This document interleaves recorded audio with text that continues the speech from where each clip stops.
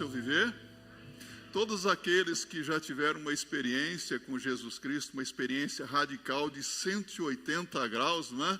Podem testemunhar que Jesus realmente mudou o seu viver. Na vida do cristão tem um antes de Cristo e o depois de Cristo, né? Está em Cristo Jesus? Amém? Glória a Deus. Você teve a alegria nesta noite de ver novos irmãos e irmãs em Cristo Jesus, dando a sua pública profissão de fé, descendo as águas do batismo, e a alegria que cada um sente. Eu confesso para você, como pastor, eu me emociono, me seguro para não chorar dentro do batistério, né?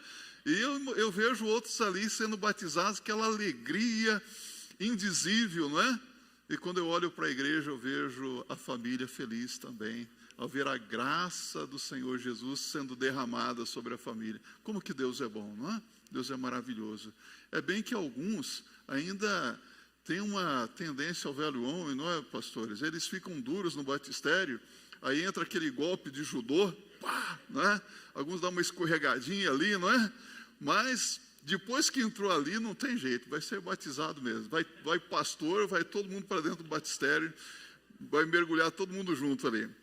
Eu quero convidar você a abrir a sua Bíblia em Colossenses, capítulo 3, de 1 a 4. Vamos fazer uma breve reflexão na palavra de Deus. Eu quero convidar você a se colocar também em pé, com a sua Bíblia aberta nesses 4 versículos bíblicos. Colossenses, capítulo 3, versos de 1 a 4.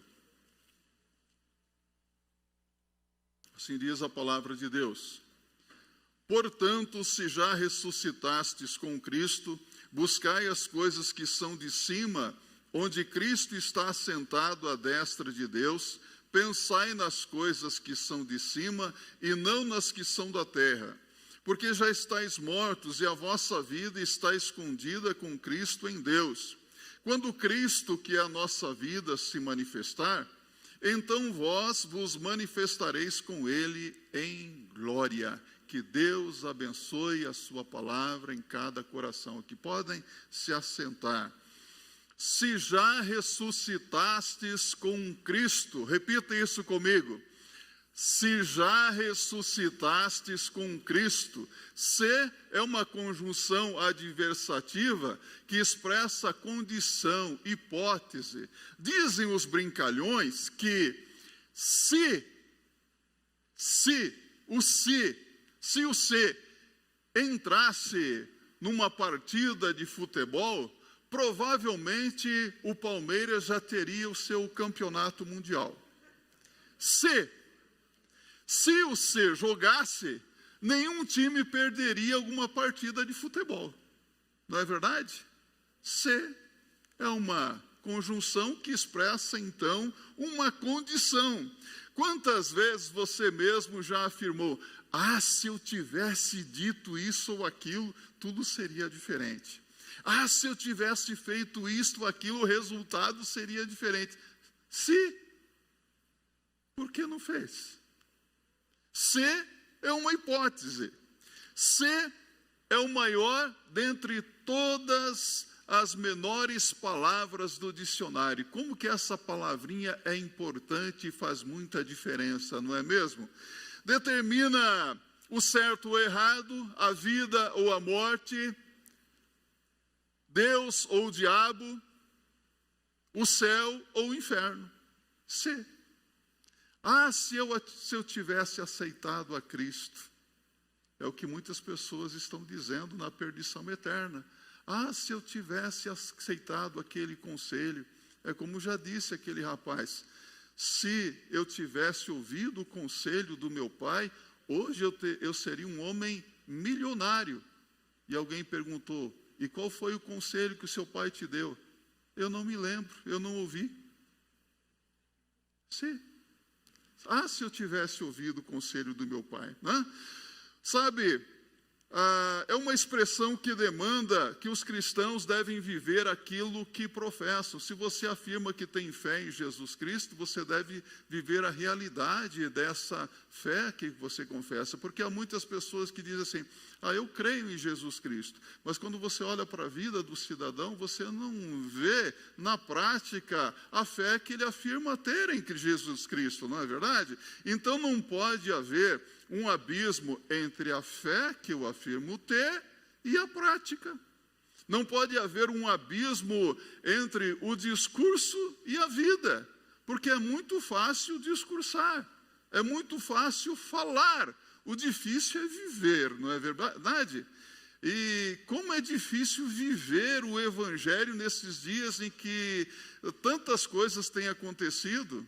Como é difícil ser um verdadeiro cristão dentro da nossa própria casa, onde todos nos conhecem, não é mesmo? Agora, aqueles que abraçaram a fé em Cristo Jesus aqui e deram pública a profissão da sua fé, têm um grande desafio: viver o Evangelho. Viver o Evangelho não só dentro da igreja, o que é moleza, aqui dentro é fácil. Aqui só tem santo. Difícil mesmo é ser um verdadeiro cristão dentro de casa, no ambiente de trabalho, aí fora. Aí é difícil ser crente, né? Porque, como vocês bem sabem, aquele que se diz um crente em Jesus Cristo, ele passa a ser observado pelos descrentes, pelos incrédulos. Eu quero ver se realmente funciona essa fé que ele afirma ter no Senhor Jesus Cristo, não é assim? Eu quero ver se realmente vive a realidade da fé que confessa em Cristo Jesus. Há muitos aqui que um dia fizeram a sua pública profissão de fé e prometeram diante de Deus e da igreja levar uma vida de fidelidade ao Senhor Jesus Cristo. Não é isso que nós fizemos? E então quero perguntar para você uma reflexão. Você está vivendo a realidade daquilo que você prometeu diante de Deus e das pessoas de ser fiel a Jesus Cristo? De levar uma vida de obediência ao Senhor? De compromisso com Deus, com a sua palavra? Precisamos ter isso em mente. Paulo nos desafia aqui, dizendo, se já ressuscitastes com Cristo. Quero dizer para você que Paulo não está duvidando da fé dos colossenses, nem a palavra de Deus está duvidando da fé de ninguém aqui. Mas ele está nos desafiando a darmos prova de vida. Há cerca de 3 anos atrás, eu estava na cidade de Campo Grande fazendo uma visita para a minha família, e o meu irmão, o pastor Richard, disse assim, mano, me ajuda aí, leva a mamãe até o Banco do Brasil, para que ela possa dar prova de vida, porque ela precisa receber o benefício do INSS. E eu levei a minha mãe até a agência do Banco do Brasil, e ela com dificuldade de mobilidade, cheguei lá no banco, ela se assentou, e o rapaz, seu nome, tá?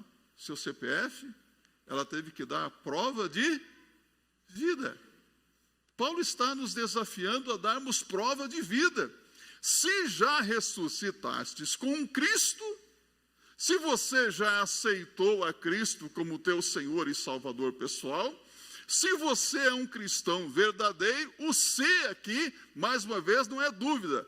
Ele está dizendo assim, sendo que fostes ressuscitados com Cristo. Vamos dizer juntos? Sendo que fostes ressuscitados com Cristo. Aí Paulo começa a dar alguns conselhos a esses cristãos e também a nós, a fim de animá-los na jornada da vida cristã. E em primeiro lugar, Paulo apresenta 2 grandes mandamentos para os ressuscitados em Cristo Jesus. Ele diz no verso 1 e 2, portanto, se já ressuscitastes com Cristo, buscai as coisas que são de cima, onde Cristo está assentado à destra de Deus. Pensai nas coisas que são de cima e não nas que são da terra. Olha o primeiro mandamento, buscai as coisas que são de cima. Buscai as coisas que são do alto. Quais seriam essas coisas que são do alto que deveríamos buscar? O que é que nós devemos buscar? Nós devemos buscar, em primeiro lugar, as coisas do céu. Devemos buscar em primeiro lugar o reino de Deus e a sua justiça. Mateus 6, verso 33. Devemos buscar tudo aquilo que está relacionado com a exaltação de nosso Senhor e Salvador Jesus Cristo. Essas coisas nós devemos buscar.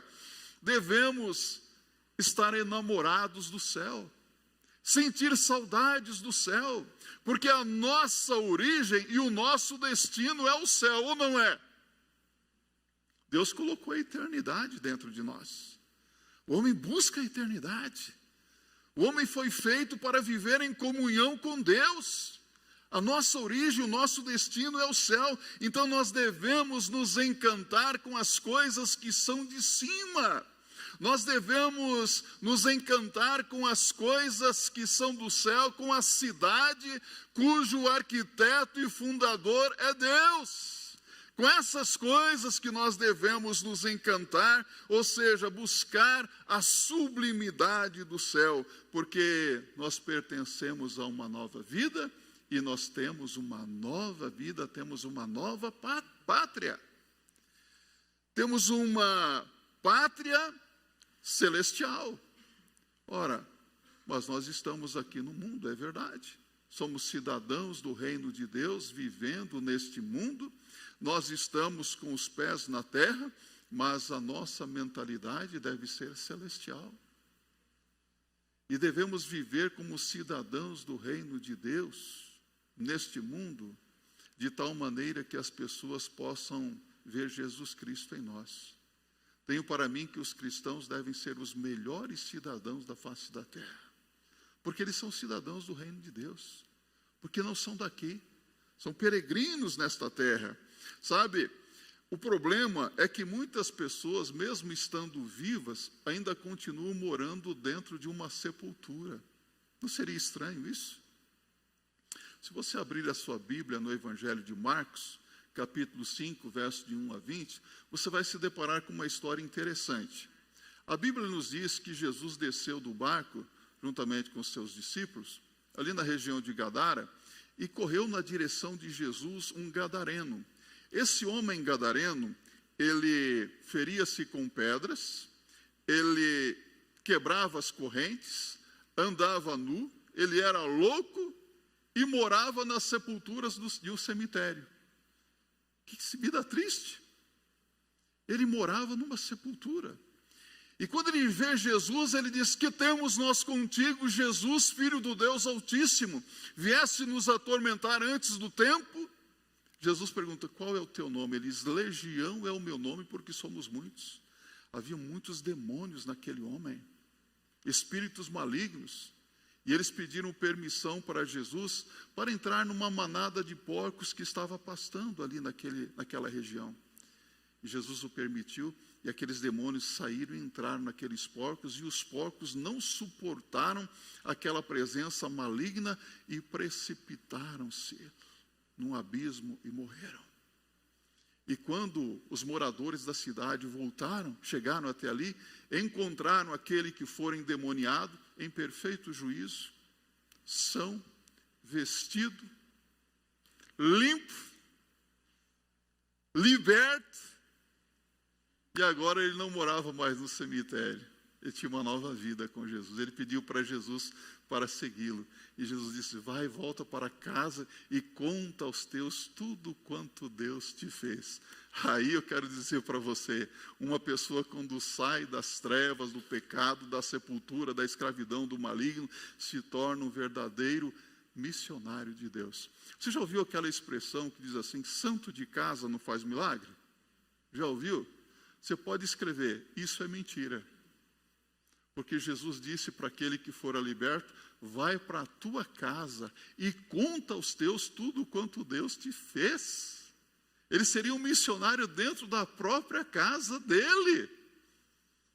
Testemunhar dentro de casa é possível pelo poder do Senhor Jesus Cristo. Mas é para pessoas que nasceram de novo, para pessoas vivas em Cristo Jesus. Então, quando nós cremos em Cristo, Ele nos tira da sepultura e nos transporta para os lugares celestiais, onde Ele está assentado à destra de Deus. todos os que receberam ao Senhor Jesus Cristo e são obedientes à ordenança do batismo, estão identificados com Cristo na sua morte, na sua ressurreição e na sua ascensão. Que coisa maravilhosa, não é? Se identificar com o Senhor Jesus Cristo. Vamos ver um pouco mais sobre isso aqui, um pouco mais à frente. Então, desde que, já que vocês foram ressuscitados com Cristo, então busquem as coisas lá do alto.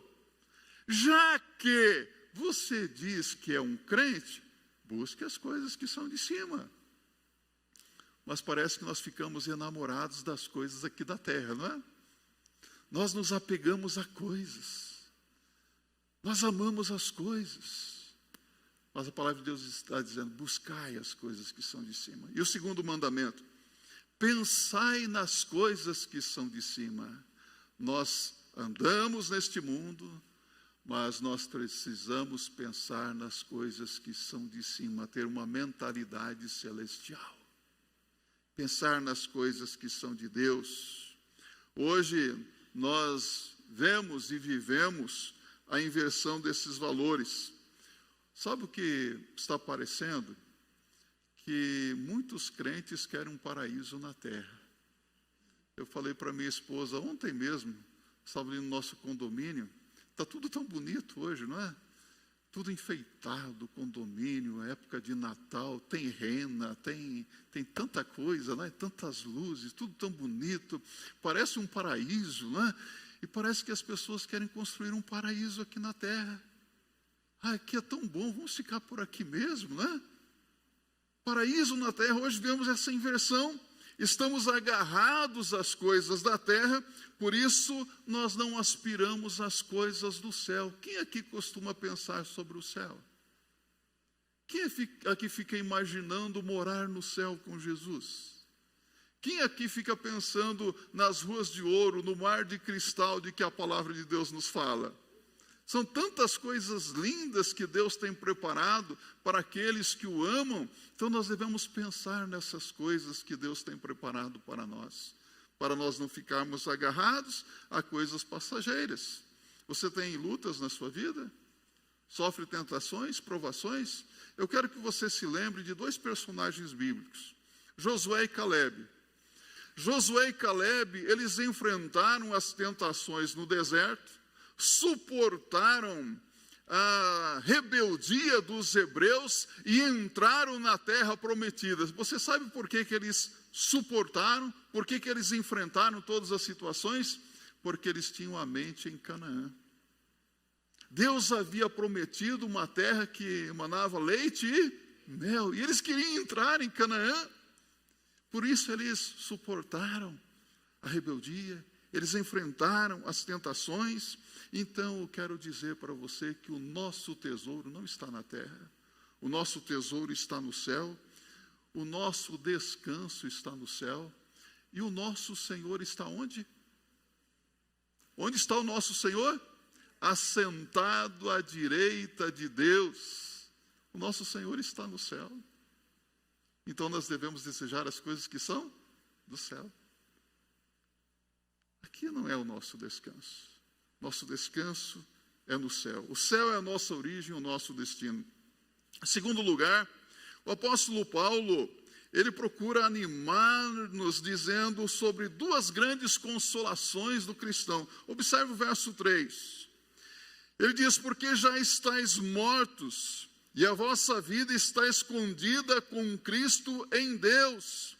Porque já estáis mortos. Nós morremos com Cristo.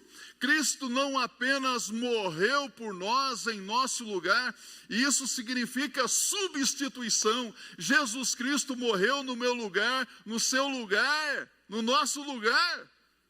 Substituição. Mas nós também morremos em Cristo. Isso quer dizer identificação. Quando você crê em Jesus e obedece à ordem de Jesus, sendo batizado, você está cumprindo com essa ordenança. O batismo, você sabe que é um símbolo da salvação. E é um símbolo maravilhoso. Mas eu quero perguntar para você aqui, qual que é o símbolo da pátria? Salve, lindo pendão da esperança. Lembra desse? A bandeira. Quais são as cores da bandeira? Verde, amarelo, azul e branco. E se nós mudarmos a cor da bandeira brasileira, tirarmos o verde e colocarmos vermelho ali, vai manter o símbolo? O verde representa as nossas matas. O amarelo, o nosso ouro. Tem ouro, isso será? Você não pode manter um símbolo mudando-lhe a forma. A Bíblia diz que nós nos identificamos com a morte de Cristo no batismo. Jesus Cristo foi batizado no Rio Jordão, por João Batista, aos 30 anos de idade. A palavra batismo, no grego, é batismos, mergulhar. Quando a pessoa aceita Cristo, ela é batizada, ela é mergulhada na água. E quando ela é mergulhada na água, o simbolismo é sepultado. Foi sepultado, morreu com Cristo, se identificou com a morte de Cristo. E quando sai, ressuscitou com Cristo para uma nova vida. Dá para você manter um símbolo mudando-lhe a forma? Dá para sepultar um morto jogando um pouquinho de areia na cabeça? De terra? Não. Esse é o batismo bíblico. O batismo ensinado pelo Senhor Jesus Cristo. Amém? Simples assim. Então, a palavra de Deus diz assim: como viveremos agora no pecado, nós que para ele morremos? Já ressuscitou com Cristo? Como é que você vai viver na prática do pecado, cidadão? Há um cristão chamado Atmeni. Certa vez ele estava fazendo uma viagem de trem e alguns amigos falaram: At, vem cá, vamos participar de uma partida de jogo de azar aqui, uma rodada só. Ele disse: eu não posso. E os colegas começaram a insistir: Atmeni, vamos jogar um pouquinho. Ele disse: não posso. Mas por que você não pode? É porque eu estou morto. Eu morri com Cristo. Um morto não participa de jogo de azar. Um morto não tem vícios. Morto fuma. Morto bebe. Morto mente. Morto pratica coisas imorais? Não. Se já ressuscitamos com Cristo, ou se nós vivemos agora com Cristo, como é que nós vamos viver na prática do pecado? Não é estranho uma pessoa dizer que é cristão, ou eu sou evangélico. É mesmo, cidadão? Você é evangélico? Aí eu prego. Você prega, cidadão? É mesmo? Aí eu oro. Você ora, cidadão? Eu estou do dízimo. É mesmo, cidadão? E como é que está a sua vidinha? A minha vida está cheia de pecado. Ô, cidadão, vai se converter? Faz sentido?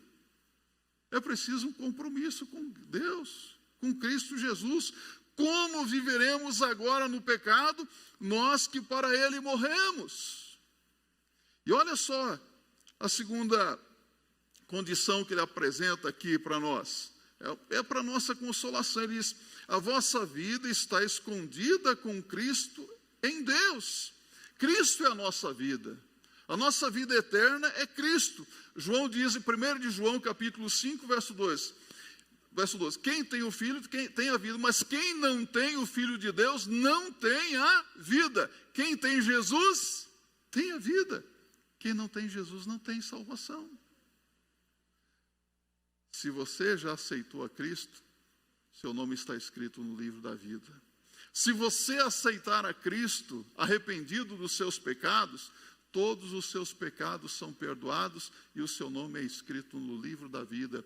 Se você rejeitar a Cristo e a sua palavra deliberadamente, seu destino é a perdição eterna. Não tem outra possibilidade. Assim, nós estamos mortos e vivos ao mesmo tempo. O que é isso? É um paradoxo. Estamos mortos para o pecado e vivos em Cristo Jesus. O apóstolo Paulo, Em Filipenses capítulo 1, verso 21, ele diz assim: para mim o viver é Cristo. Repita comigo: para mim o viver é Cristo. Ah, como é bom viver com Jesus, né? Que paz dá no coração, que alegria Jesus na vida. O apóstolo Paulo prossegue um pouco mais, dizendo em Gálatas 2, verso 20, ele diz assim: já estou crucificado com Cristo, e vivo não mais eu, mas Cristo vive em mim, e a vida que agora vivo na carne, vivo na fé do Filho de Deus, o qual me amou e a si mesmo se entregou por mim. Não vivo mais eu, mas Cristo vive em mim. Então nós não mais pertencemos ao mundo, mas a Cristo. Jesus Cristo é a nossa fonte de vida, é a nossa fonte de alegria. Em Cristo estão também escondidos todos os tesouros da sabedoria e do conhecimento de Deus. Colossenses capítulo 2, verso 3.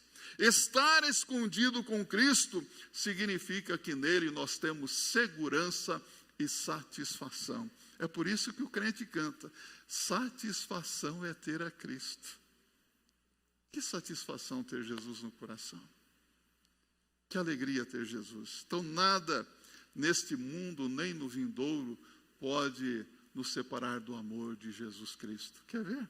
Abra aí a sua Bíblia em Romanos, no capítulo 8. Romanos capítulo 8, verso 31 a 39. Aqui o apóstolo Paulo, no seu cântico de vitória, ele diz assim: que diremos, pois, a estas coisas? Se Deus é por nós, quem será contra nós?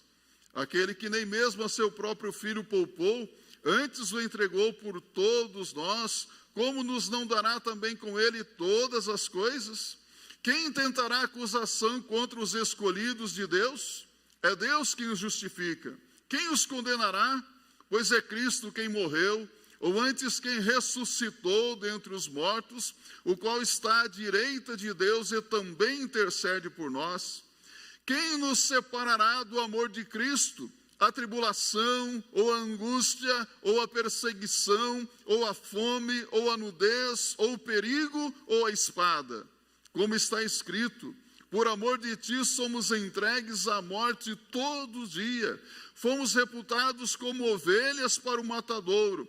Mas em todas estas coisas somos mais do que vencedores por aquele que nos amou. Porque estou certo de que nem a morte, nem a vida, nem os anjos, nem os principados, nem as potestades, nem o presente, nem o porvir, nem a altura, nem a profundidade, nem alguma outra criatura nos poderá separar do amor de Deus que está em Cristo Jesus, o nosso Senhor. A nossa vida está escondida em Cristo. Segurança, satisfação. Então a nossa esfera de vida não é mais terrena. Nascemos do alto, buscamos as coisas do alto, estamos assentados com Cristo nas regiões celestes. A nossa pátria está onde? No céu. Aspiramos às coisas do céu. Mas isso não significa irresponsabilidade com as coisas da terra, mas significa, sim, que os nossos motivos e a nossa força não vêm da terra, mas do céu. Essa é a grande diferença. Em terceiro lugar, Paulo fala sobre dois grandes acontecimentos que nós esperamos. Verso 4 diz: quando Cristo, que é a nossa vida, se manifestar, então também vós vos manifestareis com ele em glória. Aguardamos a manifestação de nosso Senhor e Salvador Jesus Cristo. Onde é que Jesus Cristo está agora? À destra de Deus, intercedendo por nós. Mas a Bíblia diz que Jesus vai voltar do céu à terra uma segunda vez. Jesus voltará para nos levar. voltará com poder e grande glória. O apóstolo Paulo descreve a vinda de Jesus em 1 Tessalonicenses 4, 13 a 18, quando ele diz que quando Jesus Cristo voltar com os seus santos anjos, com alarido e com voz de trombeta, os mortos em Cristo ressuscitarão primeiro. Depois nós, os que estivermos vivos, seremos arrebatados e nos encontraremos com ele nas nuvens. Olha que coisa linda! Aguardamos a manifestação de nosso Senhor Jesus Cristo. O mundo está se preparando para a manifestação do anticristo. Você está percebendo isso? Qualquer momento o anticristo vai se manifestar. Mas nós estamos aguardando a manifestação de quem? De Cristo. Num abrir e fechar de olhos, Jesus voltará. E aqueles que são de Jesus subirão. Que glória será! Que maravilha será! Então, quando Cristo se manifestar, nós que estamos escondidos em Cristo também nos manifestaremos. Como que é isso? Você pode entender melhor isso em Romanos 8,30. Para Deus, todos aqueles que foram salvos por Jesus Cristo estão justificados e também glorificados em Cristo Jesus. Romanos 8, verso 30. Nós nos manifestaremos com Cristo. Nós seremos manifestados com Ele em glória, diz a palavra de Deus. É a bendita esperança da manifestação gloriosa, conforme diz Paulo em Tito, capítulo 2, verso 13. Receberemos novos corpos glorificados. Acompanhe comigo aí. Filipenses, capítulo 3, verso 20 e 21. Paulo diz assim: mas a nossa cidade está nos céus, donde também esperamos o Salvador, o Senhor Jesus Cristo, que transformará o nosso corpo abatido para ser conforme o seu corpo glorioso, segundo o seu eficaz poder de sujeitar também a si todas as coisas. O nosso corpo também será transformado. Um corpo semelhante ao de Cristo, um corpo lindo. Esta semana eu estava conversando com um cidadão, não vou citar o nome dele. Eu falei: rapaz, você está diferente.